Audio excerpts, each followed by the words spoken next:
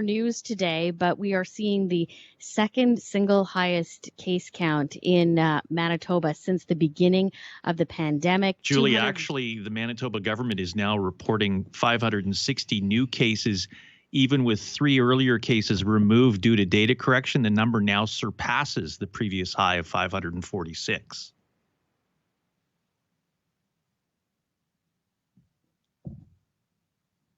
And I think we've lost Julie.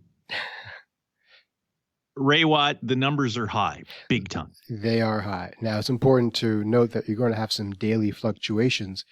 I'm not sure what the trend line is looking at in Manitoba, but across the country, it looks like we're plateauing or on the decline. But there are going to be some hot spots locally that are still going to struggle. We're not out of this yet. That's the lesson here.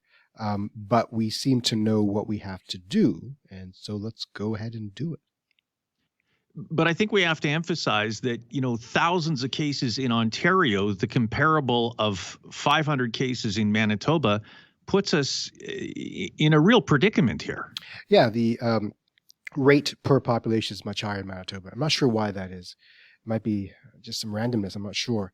But yes, what do you do about that? I think you have to focus more on the economic restrictions, preventing people from interacting, and vaccinate. Right? So hesitancy continues to be an issue. Getting sufficient doses continues to be an issue.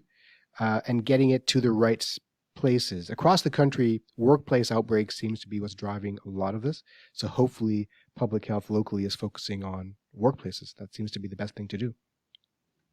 18 plus is what the age has now dropped to in Manitoba, and we're looking forward to being able to say when those kids between 12 and 17 can get the shot. But, we spoke with a former Blue Bomber who has a high profile who's probably going to wind up getting his COVID-19 shot in a wedding dress. We're hearing about the province starting a social media campaign using influencers trying to get that younger demographic out. Are all of these good strategies? We got to try everything. Now, in the U.S., they're using actual payment. They're incentivizing vaccination via cash incentives and lotteries and things like that. That might be a bit too far, but something has to be done. We're not up against the hesitancy wall yet. In Canada, the demand is still quite high for this, and getting sufficient vaccines to those demand areas is our challenge right now. But we're going to go up against the point at which supply exceeds demand some point in the summer. So we should get all our ducks in order for that to happen. Now, there are two kinds of hesitant people. There are those who are religious anti-vaxxers to whom reason does not apply. And then there are those who are hesitant for reasonable, skeptical reasons. They just don't understand the science. And for those people, we have to approach them with kindness and patience and explain exactly what the risk-benefit ratio is and how this vaccination science actually works. So where do we go from here? As we knew that that the hospitalization numbers would go up because that seems to be a bit of a lag. We've seen these caseloads in that 300 range to the 500 range. Can we expect in the next couple of weeks for them to come down? The Premier thinks so.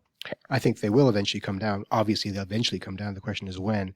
If you hold with your mitigation efforts and if they are actually respected by the population, they will definitely come down. The disease can't go anywhere if people aren't interacting. And if people are vaccinated, the disease cannot infect them for the most part. The hospitalization numbers are always concerning. They're going to lag for a long time. People are going to take weeks, if not months, to recover. And so the ICU beds are going to remain filled for a while, possibly into the summer.